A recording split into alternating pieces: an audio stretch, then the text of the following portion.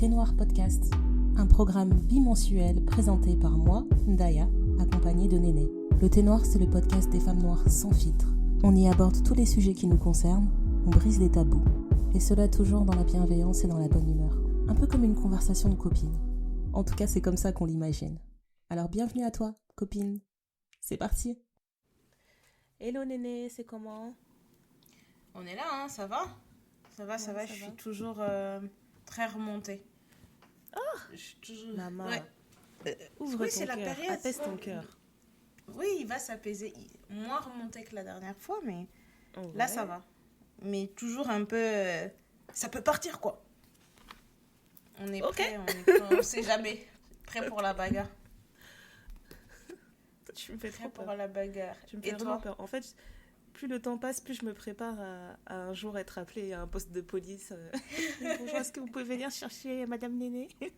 Je me prépare mentalement, ouais. Moi, toi, ça va. Hein. Toi, ça va franchement, ça va. Écoute, tant que les enfants vont à l'école, je vais très bien. Parce que j'ai toujours mon temps calme à la maison. C'est magique. Mais voilà, ça. Le week-end approche là, donc je vais me retrouver avec eux. On va pouvoir s'en occuper. Voilà. Non, mais c'est trop, parce qu'en ce moment, il y a juste trop de monde dans ma maison. C'est comme ça sans cesse, en fait. Je me rends compte de comment... c'est la vie que tu as choisie. Ben ouais, c'est vraiment la vie que j'ai choisie, en fait. Et je me rends compte comment petit à petit, mon foyer il s'est transformé. C'est trop. Ah ouais ? Quand j'étais en France, c'était pas comme ça. Mais en fait, depuis que je suis partie à Londres, je me rends compte que ma façon de voir la société, ma façon de voir... la place des enfants, elle a extrêmement évolué en fait. Déjà de un, quand on a décidé de partir s'installer en Angleterre, nous c'était pour l'éducation des enfants. Franchement, je sais pas si je vais prendre le temps de détailler vraiment comment ça fonctionne en Angleterre et comment ça fonctionne en France, mais ce que j'ai remarqué en fait, c'est que tu sais les écoles en France qui sont Montessori, des écoles privées où tu dois payer 3000 l'année pour que ton enfant il aille en maternelle, en primaire dans un cadre Montessori. Ouais. Et ben ce système-là en fait, la plupart des écoles publiques en Angleterre se calent dessus déjà en fait. Donc déjà ça je trouvais ça super intéressant et ils ont une approche à l'éducation qui n'a rien à voir avec celle de la France, dans le sens où tu verras rarement des classes où tout le monde est assis en rangée, chacun a son bureau fixe et c'est tout. En fait, c'est pas du tout comme ça. Tu vois souvent des tables rondes, tu vois souvent des groupements, etc. Tout est fait pour qu'il y ait un sens vraiment de communauté. Et l'éducation, elle est très... comment dire ? Elle est moins pédagogue. Je sais pas si c'est ça le terme.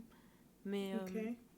je trouve que tout est toujours conversationnel, tu vois. Il n'est pas question de les enfants, ils s'assoient, prennent des notes et puis c'est comme ça. Donc déjà, tout ça, je trouvais ça super intéressant. Ouais. Et j'ai l'impression que pour moi, c'est le meilleur moyen de forger des esprits qui seront critiques, tu vois, qui ne vont pas juste apprendre à intégrer des leçons, à apprendre que A plus B, ça fait ça, et puis c'est tout. Donc déjà, c'est pour ça qu'on était partis de base. Et quand on est parti, en fait, je me suis rendu compte que j'étais obligée d'être sociable pour que mes enfants s'intègrent. Oui, puisqu'ils ont Premier des challenge. Amis, il y a d'autres parents, d'autres enfants, etc. Bah surtout qu'il y avait la barrière de la langue, tu vois. Donc mes enfants, ils étaient dépendants de moi. Quand on est arrivé, il fallait que je traduise pour eux, que je leur dise « Oh, regarde, machin a dit ça, machin fait ça, tu vas aller essayer de jouer avec tel enfant, etc. » Tout le temps leur expliquer des choses. Et... ouais, au fur et à mesure, tu crées, tu fais tout pour que tes enfants aient des amis, pour qu'ils deviennent un peu plus sociables. Et par défaut, tu vois, tu deviens proche aussi des parents, des enfants avec qui ils traînent. Parce que tu ne peux pas laisser tes enfants traîner avec n'importe qui, tu es obligé de savoir de quel genre de famille ils viennent. Bien sûr. Et en fait, je pense que c'est à partir de là que je me suis piégée. Et à partir du moment où tu as commencé à côtoyer les autres. Ouais, je me suis foutue en l'air. Franchement, je me suis tiré une balle dans le pied, c'est grave. Mais en fait, c'est intéressant parce que le premier bâtiment dans lequel j'ai vécu, en fait, à notre étage, on était 4 familles différentes avec des enfants à peu près du même âge. Et très vite, on s'est retrouvés confinés. Et pendant le confinement... ça, j'allais dire aussi. Je pense que le confinement, ça a beaucoup joué dans ta façon de gérer les enfants, quoi. Ah oui, oui, complètement. Et donc, quand on s'est retrouvés confinés, il fallait faire l'école à la maison, il fallait s'assurer que les enfants ne perdaient pas l'anglais. Et puis, les enfants, enfin, ils ont souffert, quoi. Ils étaient vraiment petits, ils avaient besoin de sortir, ils avaient besoin d'activités, etc. Donc, en fait, ce qu'on faisait, c'est qu'on se retrouvait toujours tous à l'arrière de notre bâtiment. En fait, il y avait une grande terrasse sur laquelle les enfants se retrouvaient pour jouer. Et du coup, on faisait ça assez souvent avec les autres enfants de notre étage. Et quand tu... Je sais pas comment l'expliquer, mais tu sais, quand tu observes d'autres enfants, je sais pas si ça t'est déjà arrivé d'observer un autre enfant et de te rendre compte que il a pas des... Je sais pas si je dirais des lacunes, mais tu te rends compte que ben, peut-être qu'à la maison, il n'a pas autant d'amour, il n'a pas autant d'attention. Il est pas assez... Ouais. Voilà. Et ben, ça m'est arrivé facilement, en fait, de rencontrer beaucoup d'enfants comme ça, en fait. Et quand ça arrive, ben... Ça, c'est vraiment un truc parce que je suis devenue maman. Mais quand ça arrivait, en fait, j'étais incapable de laisser ces enfants seuls. Tu vois. D'accord. Et donc, je me retrouvais super toujours maman, avec la tu maman... t'occupais des enfants. Toujours. Je me retrouvais toujours avec la maman qui était cool avec tout le monde. Et il y avait un truc qui m'avait vraiment choquée, en fait, là où on vivait, c'est qu'il y avait des parents... ils m'ont trop fait rire, vraiment des fous. Ils laissaient leurs enfants, en fait, sur la terrasse quand ils voyaient qu'il y avait d'autres enfants et potentiellement des adultes qui les surveillaient. Donc, ils laissaient leurs enfants et ils sortaient. Mais ils disaient rien à personne. Ouais, bah, y en a toujours des comme ça. Ils ont dit on fait confiance à la société. Je te jure, Néné, ils partaient, ils ne disaient rien. Donc, on parle d'enfants qui devaient avoir 5 ans et 6 ans, tu vois. On parle vraiment de petits enfants. Ils leur disaient, va jouer sur la terrasse, amuse-toi bien. Et en fait, nous, on les soupçonnait de les laisser sortir et d'être à la maison. Mais en fait, un jour, j'étais sur la terrasse avec les enfants et donc ces enfants-là aussi. Et mon mari rentre et il me dit, mais qu'est-ce qu'ils font là Il me dit, je viens de croiser leurs parents. Tu les as croisés où Et il m'a dit, je les ai croisés, genre... non mais, une balade dans le parc. Ils faisaient une balade dans le parc en amoureux. Et ils avaient peut-être besoin de se retrouver. Ils avaient des choses à se dire ce jour-là, peut-être. Je sais pas, moi j'ai... Franchement, je trouvais ça incroyable. Je me disais, purée. Pour eux, c'est vraiment important que, tu sais, le couple subsiste, quoi. Wow. Ils se retrouvaient toujours à deux, main dans la main. Ils se promenaient dans le parc, etc. Ils revenaient une demi-heure plus tard, tranquille. Et voilà, quoi. Même pas un merci, quoi que ce soit. J'ai jamais discuté avec ses parents. Je me retrouvais toujours à garder un œil sur leurs enfants, m'assurer qu'ils disparaissent pas. Et donc, t'es là, tu te dis que, en théorie, la manière dont on vit en Occident, du moins, tu vois un enfant faire une bêtise, c'est pas le tien, tu peux pas lui parler. Tu vois, le principe ici, c'est ça, tu peux pas lui parler. Et moi, quand je les voyais faire des folies et voir qu'ils allaient se mettre en danger, mais j'allais les voir parce que je voyais clairement qu'il y avait personne. Donc, j'étais toujours cette personne qui disait aux autres, non, tu peux pas faire ça, non, attention et tout, c'est pas bien. Et l'enfant qui te regarde, genre, mais t'es qui, toi? Donc, excuse-moi, t'étais la mère de qui? Parce que franchement, moi, c'était vraiment, je ressemble pas à ma mère. Ouais. C'était spécial. Et au fur et à mesure, je me suis rendu compte que j'étais vraiment devenue la tantine, tu vois, la maman du bâtiment, la maman du quartier, où tous les enfants savent que c'est Madame Intel, Madame Intel, mais même les parents ne savent pas comment je m'appelle ou ce genre de choses, tu vois. Ouais. C'est vraiment, du jour au lendemain, en fait, je me suis rendu compte que j'étais devenue ce genre de personne. Et une fois que les restrictions ont été levées, etc., et ben, ça arrivait quasiment tous les jours qu'il y ait un enfant qui toque à la porte. « Bonjour, est-ce que je peux venir jouer ?» Et on se retrouvait tout le temps avec mon mari, en fait, à recevoir les enfants de tout le monde à la maison. Tu vois. Dans ce bâtiment-là, en fait, tu te retrouvais toujours avec un enfant. Et jusqu'à aujourd'hui, c'est le cas. Ça arrive souvent qu'ils ont le même âge, quoi. Quand tu vis dans un bâtiment où il y a des jeunes couples avec des enfants, etc., vous avez facilement... Moi, je sais que c'est comme ça que j'avais grandi, là où mes parents avaient acheté leur maison. En fait, dans notre rue, je pense qu'on a tous plus ou moins emménagé à 1 ou 2 ans d'écart. Et ce qui fait que tous les enfants avaient le même âge. Tu avais forcément quelqu'un qui avait à peu près ton âge dans la rue, en fait. Donc, tu voyais les clans en fonction des âges, etc. C'est trop bien. Tu voyais le truc de... ben là, les soirs d'été, où on fait des grandes réunions où tous les enfants jouent ensemble, où il y a les moments où c'est les plus grands qui font les trucs. Je me souviens que à un âge où il y a le grand frère d'une pote qui a eu son scooter, on faisait des petits tours de scoot dans la rue, on disait « Ouais, il a un scooter, c'est trop un grand et tout ». Il y avait des tournois de hockey en roller. Enfin, tu vois, on avait tout ce truc-là comme dans les séries, quoi. Quand le marchand de glace y passait, on était là, ouais, vite. Attends, qui a un parent responsable qui a de l'argent de poche? Mais tu vois, c'est ce genre de truc, en fait, où tu te rends compte que ça, c'est cool quand t'arrives, j'ai envie de dire, à l'adolescence, préadolescence. Parce que c'est vraiment les enfants qui sont entre eux et ils font un peu... j'allais dire, ils font ce qu'ils veulent. Non, ils font pas vraiment ce qu'ils veulent, mais ils gèrent les choses à leur manière et il n'y a pas tout le temps un adulte qui est avec eux. Mais là, on parle vraiment de petits enfants. Ah, mais nous, il y avait ça. Dans les plus jeunes, il y avait des enfants de 3 ans, quoi. Ah, mais nous, il y avait des tout petits. Il y avait des tout petits, et puis c'était les plus grands, parce qu'il faut savoir qu'entre les derniers nés et les premiers nés, il y avait peut-être 10 à 12 ans d'écart. Donc quand tu prenais un enfant de 3 ans, tu te dis, ah, il y a mon petit frère qui vient, t'es là, ah, ok, il y a mon petit frère qui vient, mais tu voyais tous les grands de 10 ans qui surveillaient le petit.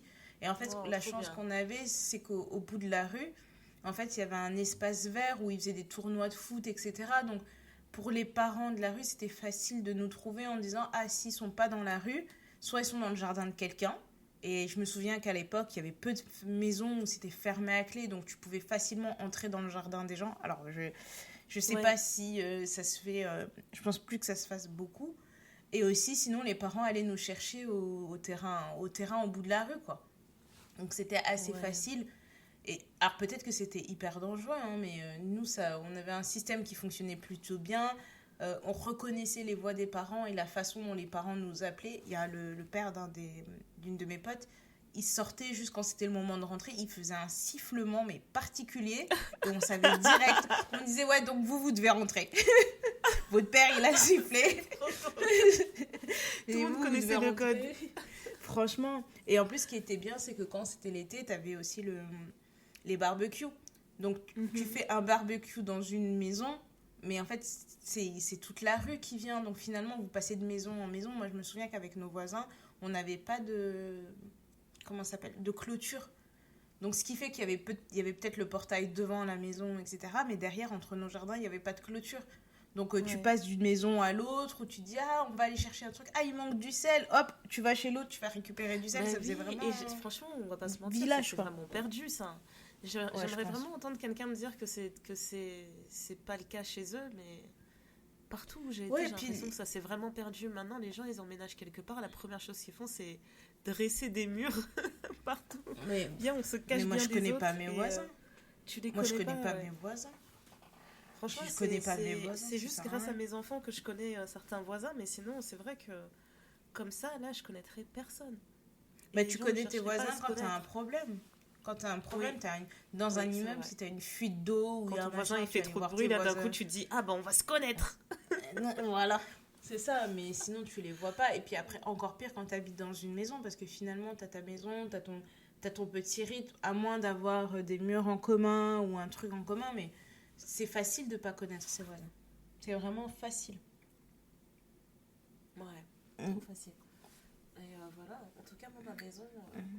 Comme je le dis, c'est un joyeux village parce que en fait on n'est jamais à l'abri d'une visite surprise et on n'est jamais à l'abri d'une soirée pyjama surprise aussi.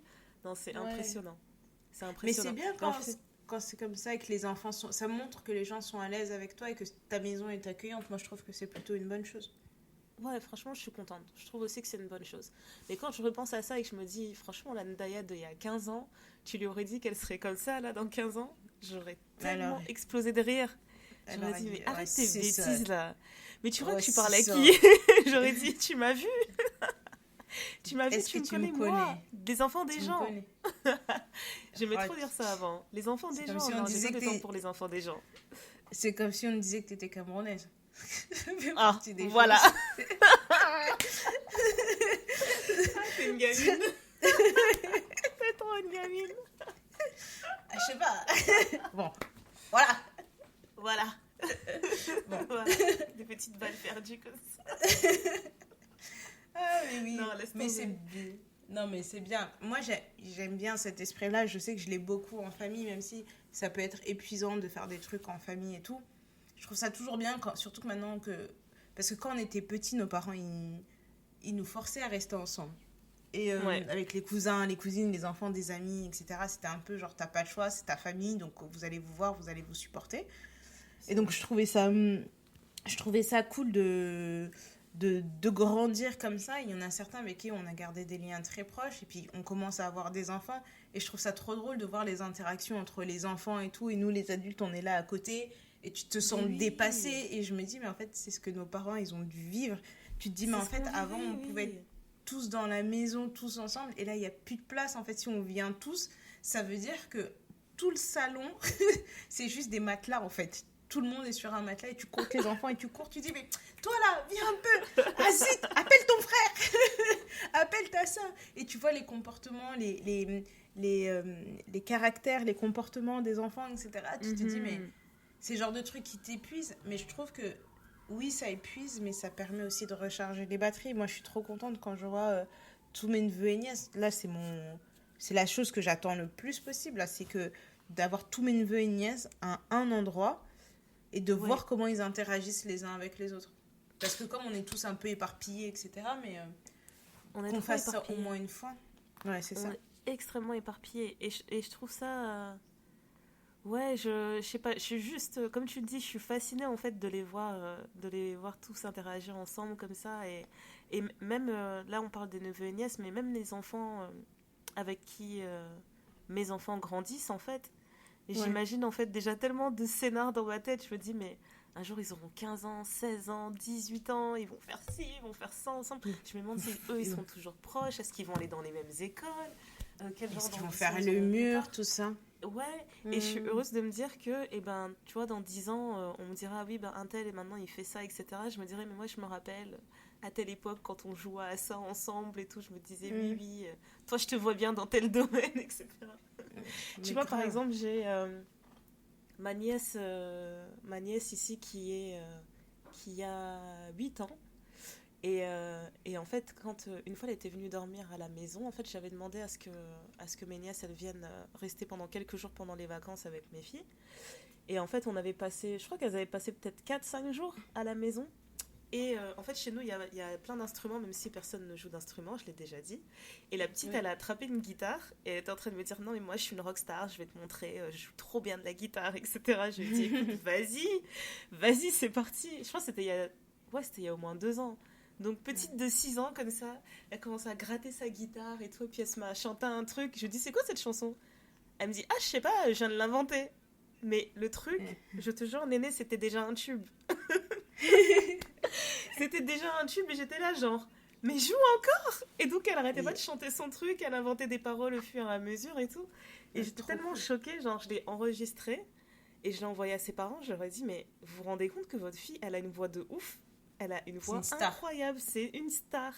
Genre, c'est déjà une star. Et j'arrêtais pas de les saouler avec ça. Je leur disais, mais vous vous rendez compte de sa voix? Vous vous rendez compte de sa voix? Vous savez que vous avez une star! Je te jure. Et jusqu'à aujourd'hui, ben maintenant, elle est très confiante dans ce talent. Et à chaque fois qu'elle a une fête de famille, etc., elle dit, il y a toujours ce moment où elle dit aux gens, bon, maintenant, vous vous taisez tous parce que je vais vous faire un concert. On a droit à un moment où elle nous fait une chanson et tout, mais c'est incroyable. Et en fait, à chaque fois que je la regarde comme ça, déjà, j'ai les larmes aux yeux, comme si c'était moi qui l'avais mise au monde. Et je me dis, mais un jour, je vais voir des interviews d'elle à la télé, etc. Et je vais me dire, bah ouais, mais on l'avait toujours dit de toute façon. On savait, c'était une superstar. On savait que c'était une star. À l'époque, elle écrivait des chansons comme ça, sorties de nulle part, etc. Non, mais c'était trop drôle. Franchement, c'est ça que j'aime le plus, en fait. Mais après, mon gros regret, je sais pas si je peux dire que c'est un regret, parce que ma vie, elle n'est pas encore terminée, mais en tout cas, un truc que j'aimerais vraiment pouvoir vivre maintenant, c'est de pouvoir multiplier les moments, justement, où les neveux, nièces se retrouvent tous ensemble et qu'ils puissent vraiment grandir ensemble. Parce que là, on est quand même en tout cas, eux sont une génération qui se retrouve beaucoup sur des appels vidéo. Donc, c'est FaceTime, c'est Zoom, c'est WhatsApp, etc. Mais ils se voient pas tous, parce qu'on n'est pas tous dans les mêmes pays. Et c'est vraiment le truc qui me... Bah, tu sais, ça, on a une solution, en fait, parce que... Ouais. Il n'y a qu'une seule solution. Une seule solution. La manifestation. Bon, c'est trop après manifester, là-dessus, je pense qu'on est quand même assez alignés. C'est la vie en communauté. Hein. On aura beau tout dire, mais c'est... Allez, moi j'ai l'impression d'avoir grandi dans une petite communauté, dans ma petite rue, là, où tous les enfants finalement... Même si on n'est pas tous restés proches, mais on est toujours... quand je vois le grand frère ou la grande sœur d'une pote, on est toujours ah mais comment ça va? Ah ben dis donc, il s'est passé ça, mais c'est vrai, mais c'est fou, etc. T'as toujours ce lien, même si vous avez des vies complètement différentes. Et d'autant plus avec... moi, j'ai regardé beaucoup de trucs sur les sectes, etc. C'est un peu le... Enfin, pas vivre en secte, parce que ça, c'est la dérive extrême. Mais je trouve ça toujours beau de savoir que vous avez un endroit où tous les enfants peuvent grandir ensemble, où vous êtes tous alignés sur la façon d'élever les enfants et de se dire... Surtout ce point-là. Nous, dans notre communauté, chez nous les Congolais, moi, comment j'ai grandi, comment ma mère m'a élevée, c'est en fait, je suis ta mère, mais si dehors dans la rue tu fais une dinguerie et qu'il y a un adulte qui te reprend, viens pas me voir en pleurant parce que je vais ajouter en fait. Bah oui, exactement. Et ça, et c'est un truc qui se perd parce que moi j'ai un de mes frères qui est prof et quand il engueule des élèves, t'as les parents qui viennent le réprimander parce que leur enfant, ils disent ouais mais vous avez pas à parler comme ça à mon enfant, mais il a un comportement exécrable. Donc l'enfant peut être en train d'insulter les gens, cracher sur les gens, les parents vont me dire mais tu dois rien dire. Tu dois rien dire. Il dit bah non, c'est pas comme ça. Et donc du coup, je trouve ça beau d'élever des enfants comme ça en communauté. Alors je suis pas non plus partisane de genre ta cousine que tu vois une fois tous les 3 ans a eu un enfant, tu vois son enfant faire une connerie, tu commences à l'enchaîner comme si t'es là dans ta vie. Ça c'est autre chose, mais de pouvoir se dire que bah allez, moi je laisse mon enfant et je le fais même par rapport à tes enfants. À partir du moment où j'ai commencé à avoir des nouvelles nièces proches que je voyais régulièrement, je me suis dit bon, quand ils viennent chez moi, ils sont chez moi en respectant ce qu'ils ont ce qu'ils font chez leurs parents. C'est-à-dire que moi, j'ai ma confession, ils ont une autre confession religieuse. Bah, tu te dis, bah, je vais pas leur imposer mon truc, mais on va trouver quelque chose où on peut tous se retrouver. Moi, j'ai ma façon de manger certains trucs. Eux, ils aiment pas forcément. Bah, tu essaies de trouver un truc parce que tu as aussi envie de mettre les gens à l'aise. Et je trouve ça même enrichissant. De se dire c'est ça, en fait, être une figure chaque maison parentale au final. Voilà. L'enfant, il fait partie de ta vie, etc. Tu passes des bons moments avec, mais tu es censé aussi être capable de lui dire quand est-ce que l'enfant va trop loin, en fait. Et en plus, les enfants adorent ça, franchement. Parce que des fois, je me pose, je réfléchis, je me demande, mais pourquoi ils aiment tous venir chez moi? Je ne comprends pas. J'ai pas l'impression d'être particulièrement super cool, tu vois. J'ai pas l'impression d'être la plus cool. Mais... tu sais, tu leur dis d'arrêter de faire quelque chose, ils t'écoutent, quoi, ils t'obéissent. Donc je me dis, en fait, c'est ça, les enfants, ils aiment vraiment avoir une figure parentale, en fait, une figure d'autorité, et ça leur plaît. Ça met un cadre dans leur vie, sans être complètement strict et avoir juste des règles qui sont pas raisonnables. J'ai vraiment des règles qui sont raisonnables, mais je vois vraiment que c'est ce qui plaît aux enfants, en fait, c'est le cadre, tout simplement. Un peu de rigueur dans la vie. Ouais. Non, mais c'est bien, parce que franchement, moi aussi, ma mère, elle me dit tout le temps, je comprends pas pourquoi tous les enfants, ils aiment venir chez toi, parce que t'es hyper sévère. Je dis oui, mais je pense que c'est parce que je suis juste. Autant je peux être très sévère sur les trucs, mais tant et aussi longtemps qu'ils font ce qu'on leur a demandé de faire. Moi, si tu veux, on se fait on met un bout de papier par terre dehors et on fait une énorme peinture, on fait la roue, on fait la boîte de nuit, on fait des gâteaux, on fait une bataille d'eau, enfin, tu vois, j'ai vraiment aucun problème. Si tu arrives à écouter, si tu as fait tout ce que je t'ai demandé, et quand on te dit stop, c'est stop. Après, le reste du temps, on fait ce qu'on veut. Si on se met de la peinture dans les cheveux, franchement, c'est pas compliqué, je t'assure. Bah là, j'ai des nouveaux voisins qui vont emménager, justement. Et ils étaient trop contents quand ils ont emménagé parce que je pense que leur enfant, il a juste 3 ans. Et du coup, quand leur fils il a rencontré mes enfants, c'était en mode, tu vois, j'ai 3 yayas d'un coup, du jour au lendemain. C'est trop cool. Et mes enfants, quand je les laisse jouer dans le jardin, mais je te jure, t'as l'impression que c'est une expédition. C'est tout et n'importe quoi. Il y en a un qui essaie de faire une collecte de fourmis. T'as l'autre qui est en train de creuser. Je sais pas quel tunnel elle est en train de préparer dans le fond du jardin. Je sais pas c'est quoi le projet. Et il y en a une, elle est dans l'arbre. Voilà, il y en a une, elle est dans l'arbre, littéralement. Elle se dit, moi j'ai envie d'aller au sommet du cerisier, on va voir où ça nous mène. Qu'est-ce qu'il y a après le sommet du cerisier? Je sais pas ce qu'il y a après. Je pense qu'elle essaie d'aller chez les voisins par l'arbre. Mais en gros, tu vois, quand eux ils sont arrivés, et ben moi quand les enfants ils jouent dans le jardin, j'ai juste ma fenêtre qui est ouverte, j'entends tout ce qu'ils font et puis c'est bon.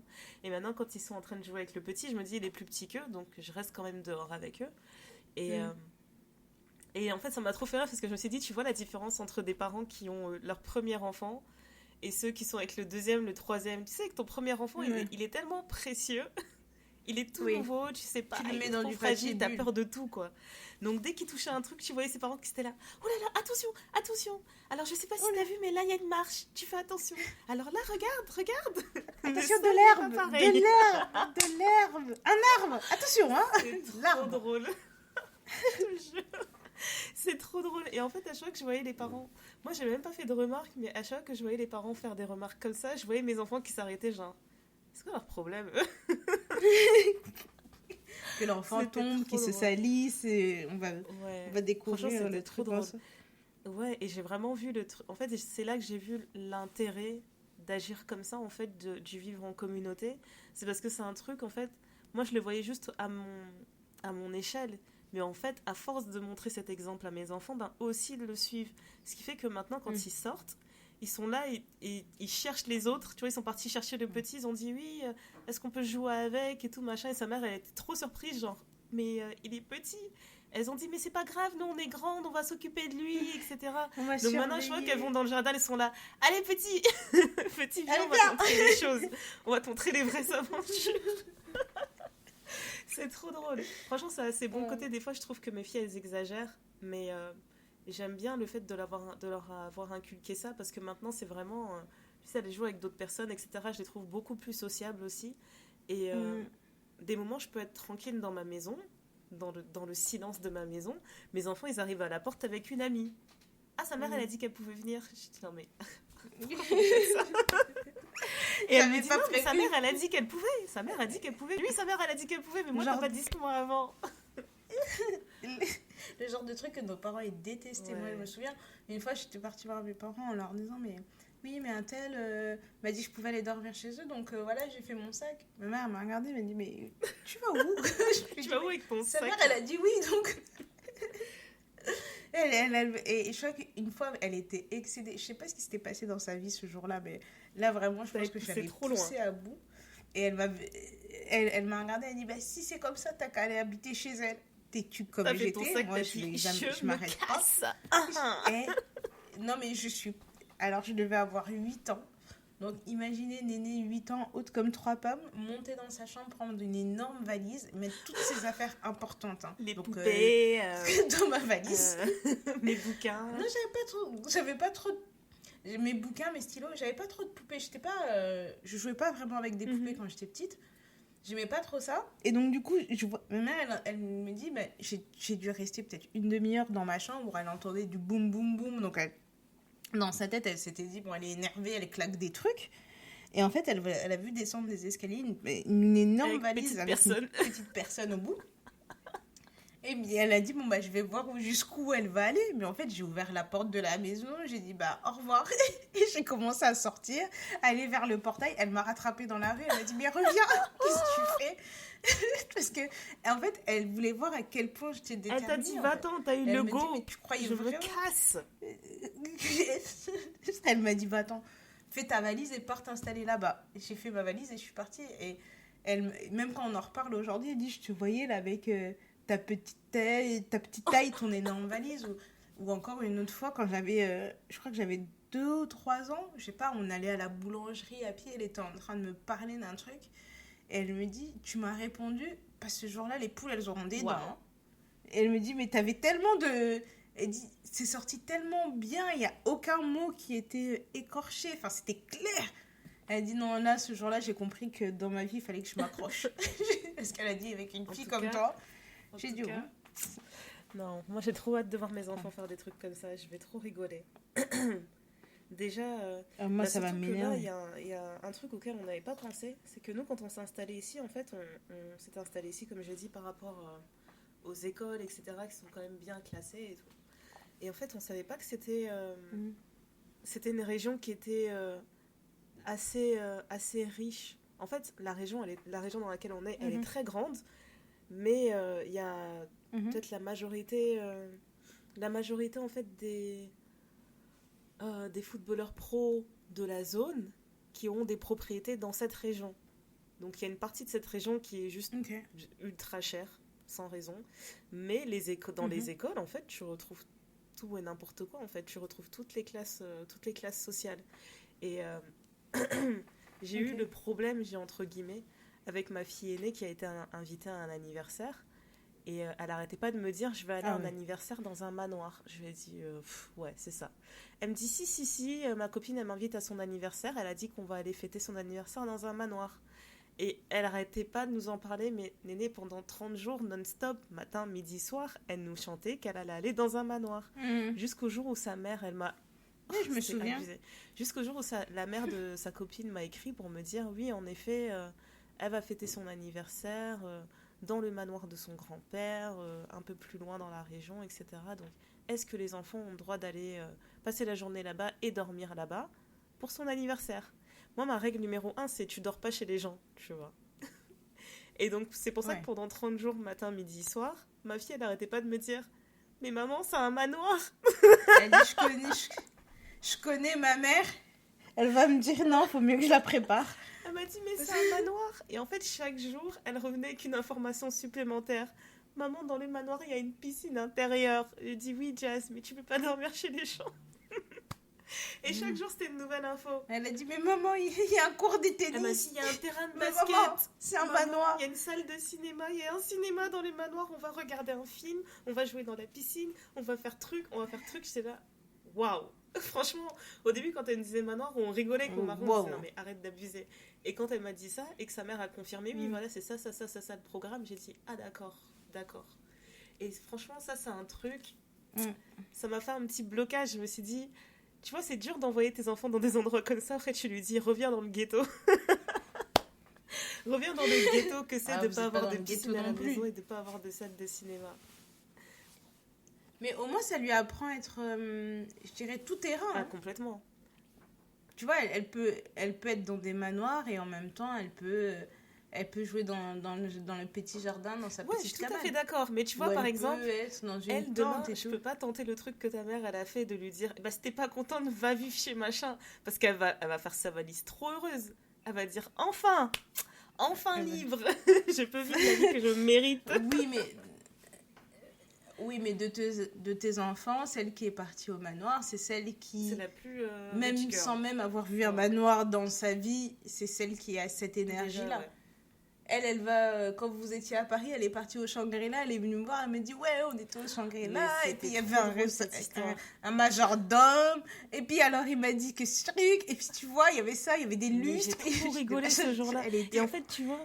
Quel enfant de 9 ans parce qu'ils aiment trop l'aventure. Excité par ce genre de choses. Ils aiment trop l'aventure, et franchement, moi, je peux pas les stopper. On était juste en train de passer devant, en fait, et la petite, elle me dit, waouh, c'est la maison de quelqu'un. Je lui dis, non, c'est pas la maison de quelqu'un, c'est un hôtel. Et puis on passe devant la plaque et Jazz, elle dit, non maman, c'est pas un hôtel, c'est un palace. C'est écrit palace dessus. Je lui dis, ouais, bah, palace, c'est la version au-dessus d'hôtel pour info. Okay. Donc voilà. Et elle me dit, oh là là, j'aimerais trop dormir dans un palace un jour. Mais ça doit coûter tellement cher. Et après, elle m'a dit quoi ? Elle m'a dit, mais je vais travailler dur pour pouvoir me payer des vacances dans des palaces, etc. Je lui ai dit, oui, c'est super. Et elle me dit, on peut entrer ? Je lui ai dit, franchement, je pense que oui. Tu peux aller demander et tout, parce qu'en fait, comme c'est le Shangri-La, il y avait 3 vigiles devant. Et je dis, écoute, si t'es capable d'aller les voir et de demander une visite, vas-y, il n'y a pas de souci. Mais tu sais qu'ils m'ont même pas écouté jusqu'à la fin de la phrase. Mes enfants, ils sont partis en courant. Ils m'ont laissé devant. Ils m'ont laissé sur le trottoir. Ils ont couru et tout. Je les ai vus parler avec un vigile. Et je la vois me montrer du doigt de loin. Et le monsieur, il dit, ok. Je vois un autre monsieur qui vient les chercher dehors. Et je la vois expliquer encore. Et puis, ils s'en vont, quoi.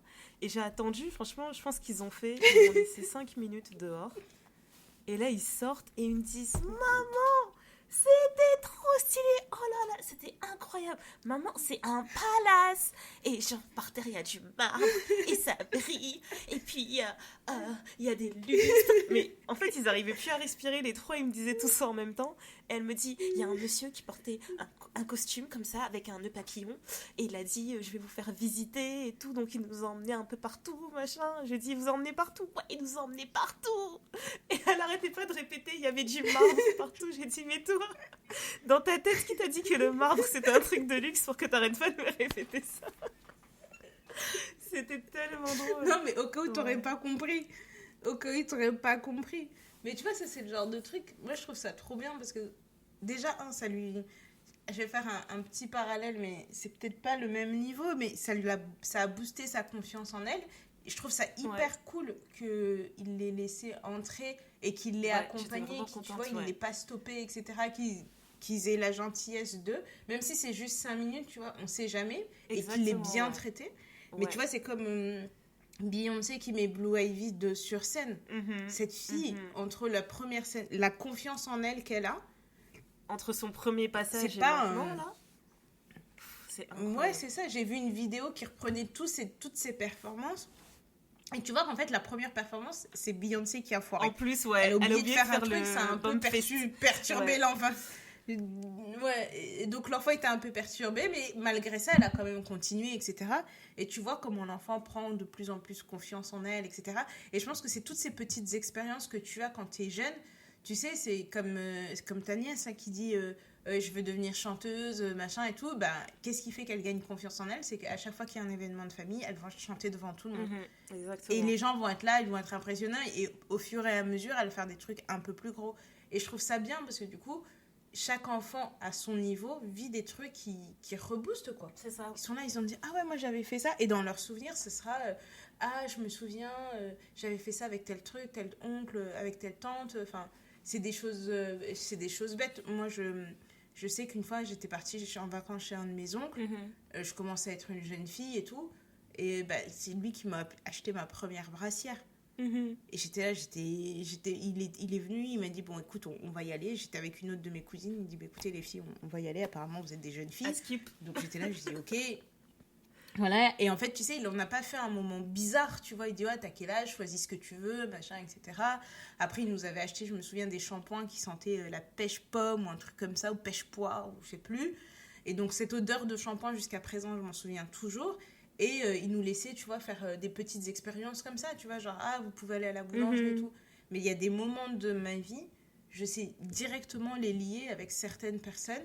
Et je me dis, mais heureusement que cette personne-là était là à ce moment-là et qu'on avait vécu ça sans être un moment bizarre, tu vois. Genre, quand j'ai commencé à conduire, le mari de la petite sœur de ma mère, à chaque fois, il me disait, vas-y, viens, monte. Il me dit, ah, je dis quoi? Il dit, ouais, on va conduire. Je dis, pardon, mais je peux pas et tout. Il me dit, non, mais vas-y, fais ça, etc. Et je pense qu'aujourd'hui, si j'ai aussi confiance dans ma conduite, c'est parce que lui, il m'emmenait conduire partout.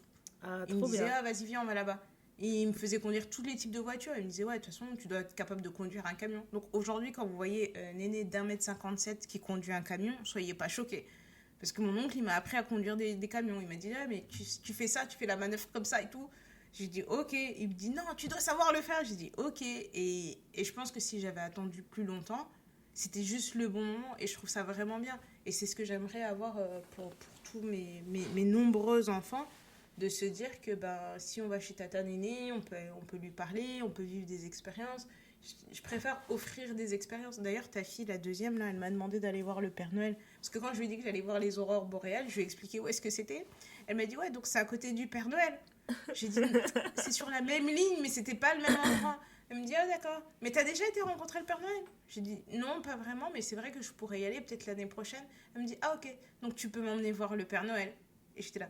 Oui, c'est vrai, je peux t'emmener voir le Père Noël. Donc, je lui dois un voyage en Laponie pour aller au village du Père Noël. Oh. Et quand j'ai dit ça à Ndaya, elle m'a regardée, elle m'a dit, mais... C'est trop chaud. Elle dit, mais tu t'es fait avoir. J'ai dit, oui, mais tu m'as aussi dit que je m'étais fait avoir. J'ai dit, oui, bon, c'est pas... Genre, on va aller voir le Père Noël. Ouais, franchement, j'adore. C'est ça, je me dis, ce serait magnifique que les enfants puissent grandir au même endroit, en fait, pour pouvoir garder... je sais pas, rester... in touch avec toute leur évolution, etc., tous les neveux et nièces. Et après, quand je dis ça, je parle pas de créer genre un immense manoir où toutes les familles vont avoir leur truc, mais non, chacun dans sa maison. Franchement, ne serait-ce qu'être dans le même pays, ce serait bien. Juste ça.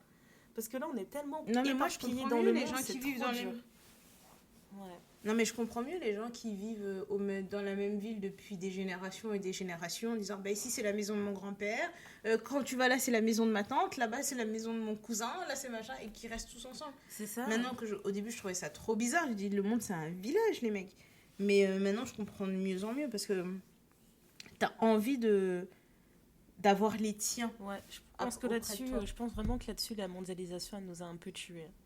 Parce que on veut tout tester, on veut tout voir, etc. Alors qu'au final, peut-être que si on avait investi le quartier dans un petit village comme ça, on aurait pu voir le monde entier ensemble à chaque fois.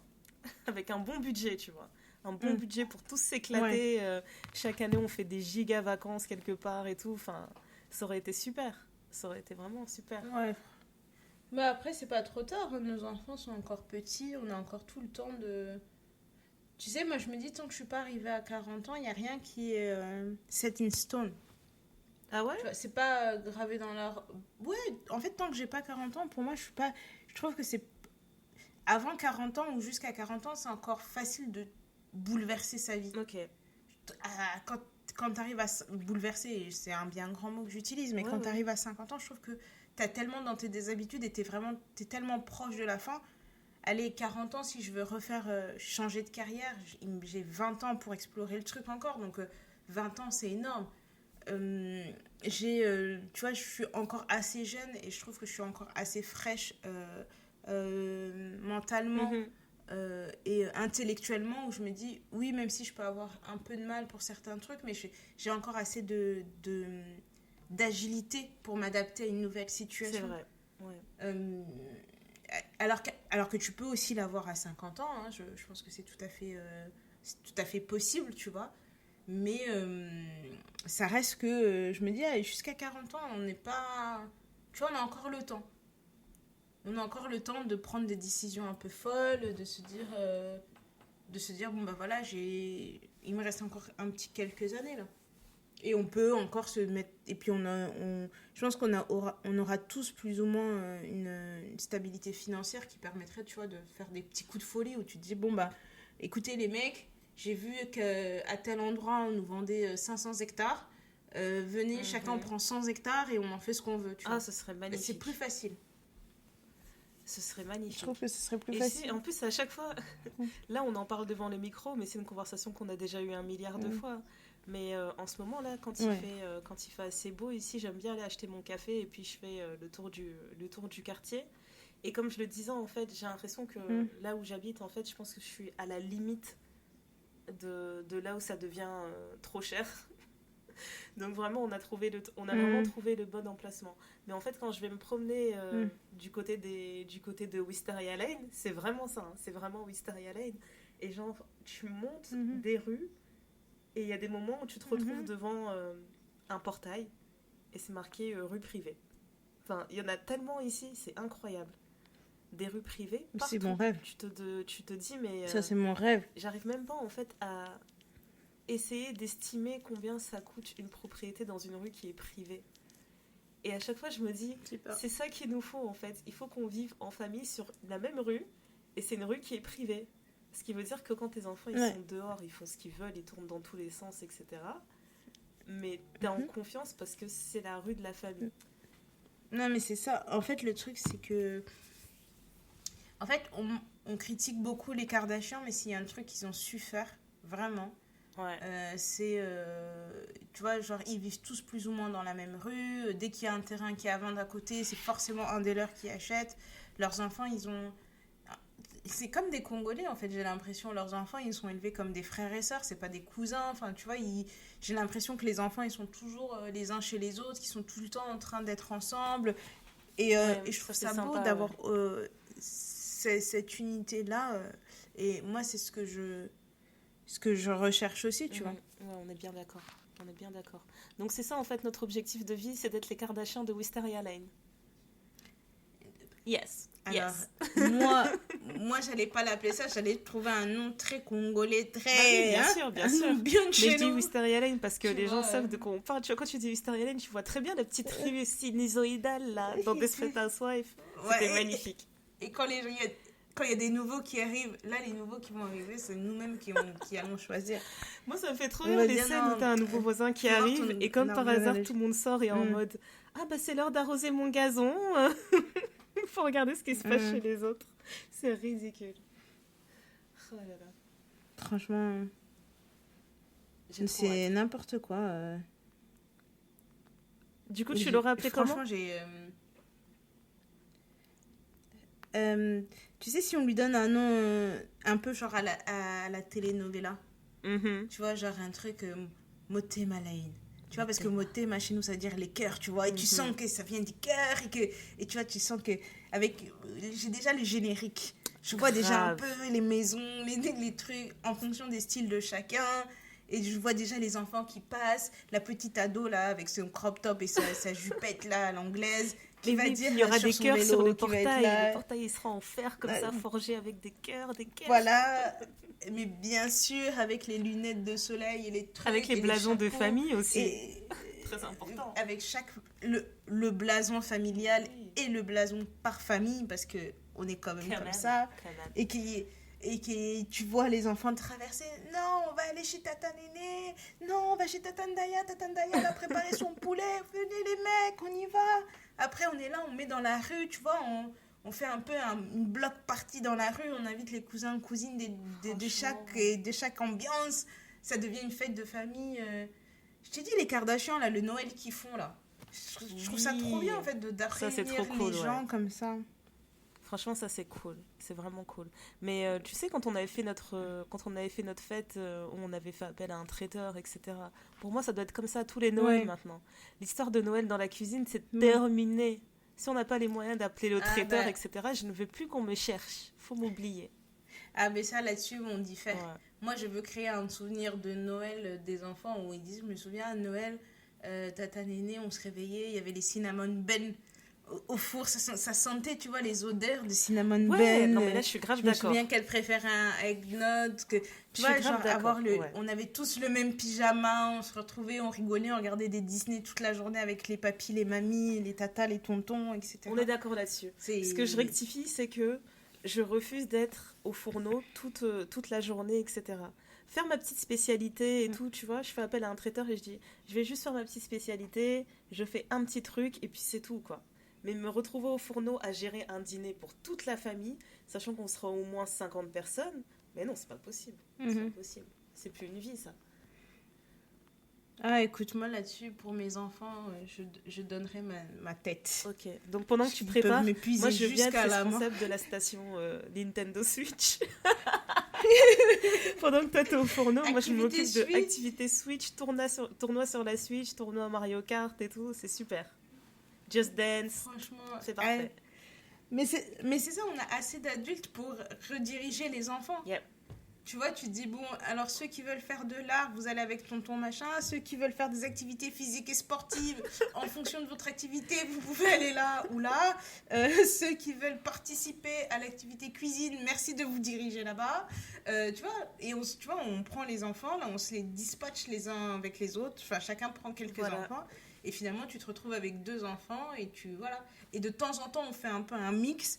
Parce que c'est toujours les mêmes enfants qui vont aux mêmes endroits. Et oui, on fait des rotations. Avec 2 enfants, tu te dis, moi je prends lui et elle. Allez, venez. Ah oui, on fait des rotations d'activités. Ils sont obligés de tout faire. Ils vont tout faire. Voilà. Franchement, j'adore. C'est ça. Franchement, que Dieu nous facilite. Parce que j'en rêve trop. J'en rêve beaucoup trop. Franchement, ça sera trop bien. 2024, Inch'Allah. Yes. Premier test en 2024, Inch'Allah, on voit comment ça se passe. Je te dis, moi, je vais acheter ma maison à la campagne, c'est juste pour ça. Hein. Franchement. C'est juste pour ça que je veux ma maison à la campagne. Une assez grande maison où je me dis, on est tous dedans, on a besoin de personne. On va juste au supermarché du coin faire... Tu sais, comme dans les films... où la maison à la campagne, elle n'est pas trop occupée, mais elle est occupée que, tu vois, 1 mois dans l'année ou 2 semaines dans l'année. Et tu vas à la boulangerie, elle dit « Ah, vous êtes là? Vous êtes la famille de la grande maison avec les volets bleus foncés, ça, c'est là. » le début d'un téléfilm, je te jure. Sur TF1. C'est trop l'intro d'un téléfilm, c'est incroyable. Franchement, en fait, si je comprends bien, on est vraiment la génération qui a trop regardé la télé. Parce que vraiment, ce qu'on est en train de raconter... On a trop regardé TF1. Les téléfilms de Noël ou les téléfilms qui passent à 14h, là. Ouais. Non, c'est très grave. Ok. Non, franchement. Bon, c'était le gros sujet du jour, au final. Hein. Mais... c'est le gros sujet du jour. Ouais, voilà. Je pense qu'on va finir avec quelques recommandations et tout. En ce moment, il y a beaucoup de choses il y a beaucoup de projets différents que j'ai écoutés. Et je pense que ça va plaire à beaucoup de monde. À commencer par Victoria Monet. Tu connais la chanteuse Victoria Monet? Oui, j'aime beaucoup ce qu'elle fait. Franchement, elle est, je la trouve Et en tellement plus, on dirait une poupée, cette dame. C'est abusé. On dirait vraiment une... Elle a l'air si gentille et tellement drôle. Elle a l'air d'être vraiment elle est jolie, elle est talentueuse, mais c'est trop. Elle a l'air franchement, une fille, une très bonne copine. Ouais, voilà. Bah écoute, il y a 4 ans, elle avait sorti son projet qui s'appelait Jaguar, que je trouvais excellent. Et j'avais beaucoup aimé parce qu'il n'y avait pas énormément de chansons, mais tu sentais vraiment que c'était un album qui avait été réfléchi avec une direction artistique précise, tu vois. Et je trouve qu'il n'y a plus beaucoup d'albums qui font cet effort. Et quand tu écoutes sa musique, en fait, tu as vraiment l'impression d'être...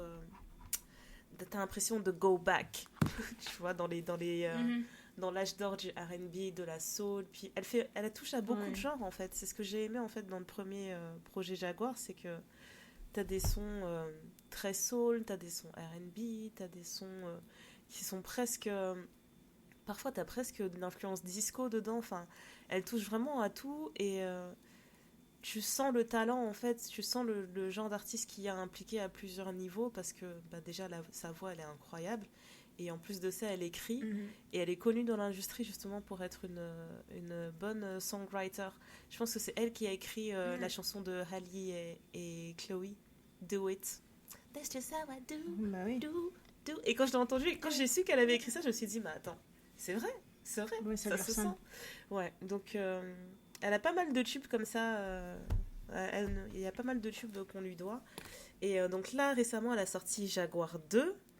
Et pareil, il n'y a pas énormément de titres, il y a quelques petites interludes, etc. Mais elle nous a gâtés, quoi. Il y a carrément un son dancehall. Ouais. Non, mais là, ça m'a tué. Elle a fait un son R&B, Fit Buju Banton. Il est dans... Avec du dancehall et tout. Il est dans ma bibliothèque. Ouais. Ah, tu vas trop kiffer. Le son dancehall, il est excellent. Après, tu as le featuring qu'elle a fait avec Lucky Day, qui était déjà sorti avant, le single Smoke, qui est aussi très beau. J'ai envie de dire que c'est plus R&B cette chanson, ouais. Mais franchement, elle nous a gâtés une fois de plus. Tu vois, elle a pris 4 ans, mais tu comprends pourquoi ça a pris 4 ans à sortir, en fait. Tu te rends compte que c'est pas des petits projets qu'elle sort comme ça, histoire de faire de l'argent. Elle a eu sa vie, quoi. Ouais, enfin, tu vois, je savais même pas ça, mais quand t'écoutes le projet, tu comprends que elle travaille, en fait. Elle travaille vraiment sur sa direction artistique. Et ça fait tellement longtemps que j'ai pas eu d'artiste qui faisait ça. C'est agréable. C'est vraiment agréable. Donc, je vous recommande celui-là.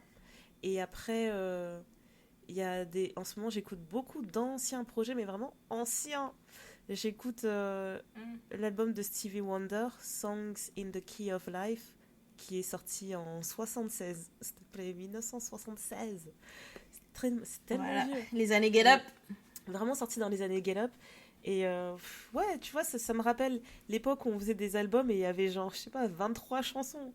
Les gens prenaient le temps et tout de préparer un album parce qu'il y avait vraiment... C'était conséquent. Et ça, c'est un album, c'est un de mes albums préférés. Je l'ai découvert grâce à mon père, hein, parce que mon père est très très fan de Stevie Wonder. Et du coup, moi aussi, je le suis. C'est un de mes artistes préférés. Et quand j'étais petite, en fait, mon père, il avait acheté un DVD qui était un documentaire de la vie de Stevie Wonder et qui racontait en fait comment il avait créé cet album.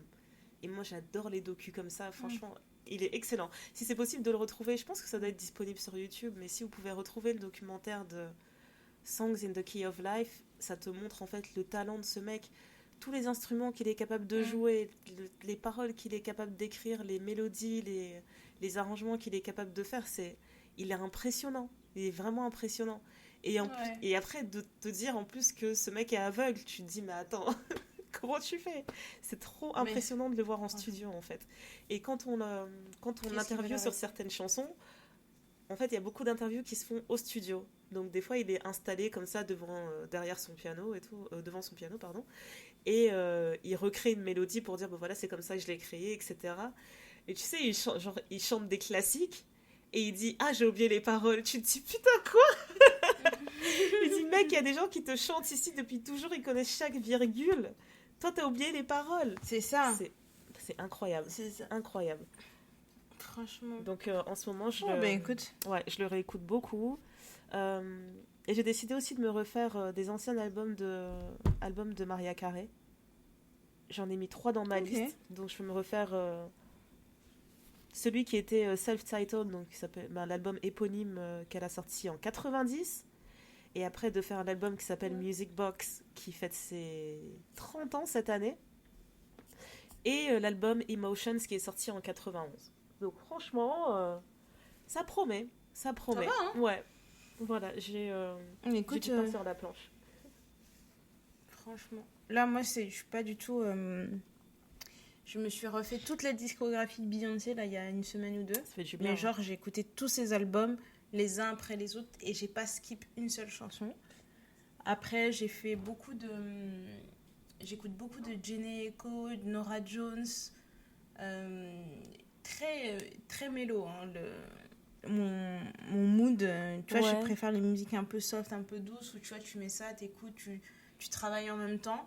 Et la chanson qui est à peu près récente que j'écoute en ce moment, et je suis obsesse depuis que j'ai vu cette vidéo sur Instagram, là, je pense qu'on l'a posté du monsieur, un homme âgé d'une cinquantaine, une soixantaine d'années qui est en train de danser à un mariage avec des bretelles. Et tu vois que c'est la joie de vivre incarnée, tu vois. Il est là, wouhou, ambiance. C'est Petit Génie de Jungly, Jiménez, Alonso, Abou de Beng, Losa, tout ça. Et c'est la chanson qui est en boucle. entre Norah Jones, Jhené Aiko et Petit Génie. Et Petit Génie. Deux ambiances. Je te jure. Franchement. Mais en ce moment, c'est que ça, tu vois, parce que... En fait, si vous avez des recos de sons, mais partagez avec nous, ou d'albums, ou d'artistes, ou quoi que ce soit, parce que j'ai l'impression d'écouter tout le temps la même chose. Ah, j'avoue. Et j'ai envie de découvrir des nouveaux trucs et tout. Et soit c'est les chansons de TikTok, où en fait, il n'y a que la partie que tu vois sur TikTok qui est intéressante, le reste de la chanson, elle est nulle. Grave. Mais il faut que je fasse Victoria Monet, que j'ai mis dans la liste, mais qu'il faut que je prenne le temps d'écouter.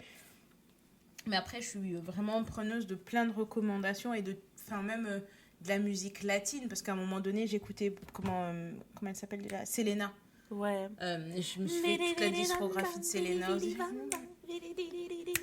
Ça fait vraiment très très longtemps. Non, j'aime trop cette chanteuse. Mais vraiment, j'ai même réécouté, comment elle s'appelle, l'artiste. Je crois que c'est Noah. Je vais pas fredonner la chanson, mais c'est une des vieilles chansons vraiment, et je pense qu'elle est... C'est très triste, en fait. Donc, si vous avez de quoi un peu... il y a quelques semaines, ma playlist donnait trop les vacances. Daya m'avait dit, ta playlist, c'est trop les vacances, madame. Vrai. J'étais choquée, je disais, madame, reviens ici. Reviens sur Terre. Voilà. Donc là, il faut me retrouver quelque chose qui va... tu vois, qui va me mettre un peu de peps. Et quand j'écoute dans mon casque le matin, ça va me mettre de bonne humeur. Ouais, grave. En tout cas, moi je sais pas, j'ai rien à te recommander dans ce sens-là. Mais j'ajouterai encore un artiste à ma liste que j'aimerais que les gens découvrent. Mais c'est un artiste, on est encore dans les années 70, hein, je suis désolée. J'ai du mal à en sortir. Voilà, mais il s'appelle Labi Siffre. Ça s'écrit Labi. Et son nom de famille s'écrit Siffre. Et en fait, c'est un artiste... qui est nigérien et de la Barbade et qui a grandi en Angleterre. Et en fait, j'écoutais par hasard en fait une playlist de ses chansons et je me suis rendu compte qu'il y a beaucoup de chansons de cet artiste qui ont été samplées. Et tu vois, il chantait beaucoup de folk et beaucoup de... j'ai envie de dire de pop rock, ouais. Il faisait beaucoup de folk, donc il a beaucoup de chansons genre guitare-voix, ou alors il chantait des ballades, piano-voix, et il avait aussi des chansons un peu plus pop rock. Alors, le truc que j'ai découvert qui m'a achevé, il a une chanson qui s'appelle I Got The, ça s'appelle juste I Got The, et elle dure 5 minutes, quelque chose comme ça. Et donc il est en train de chanter, etc. Et en fait, arrivé au milieu de la chanson, t'as une sorte de breakdown, en fait, où le rythme change complètement. Et puis, t'entends un mélange de basse et de guitare électrique. Et en fait, tu reconnais la base de l'instrumental de Eminem, Slim Shady. C'est le da-da-da, da-da-da, da-da-da. Et c'est les chansons qui datent de 76, quoi. Et en fait, quand j'écoute ça, je me dis, donc mais... non, il y a des gens qui sont trop talentueux. En fait, ça a l'air tellement avant-gardiste, sa mélodie. que j'aurais jamais imaginé en fait que cet instrumental de Slim Shady, c'était quelque chose qui avait été samplé et qui était déjà bien vieux, tu vois. Donc il a ça, et puis il a aussi une autre chanson qui a déjà été samplée par Kanye West aussi. Donc franchement, si vous avez envie de l'écouter, d'écouter quelques classiques comme ça peut le faire. Moi, je vous recommande d'écouter la chanson Bless the Telephone. C'est une chanson guitare-voix, comme j'aime, qui donne envie de pleurer. Des chansons d'amour comme j'aime, là. T'écoutes, tu t'allonges sur le dos comme ça, tu commences à te dire « Ah, la vie !» C'est exactement ça l'effet de cette chanson. Bless the Telephone. Voilà. Ok. C'est tout pour moi. Bien, merci de nous avoir écoutés. Comme d'hab, vous savez où nous trouver et on se dit à très bientôt. Bye yo. Bye yo.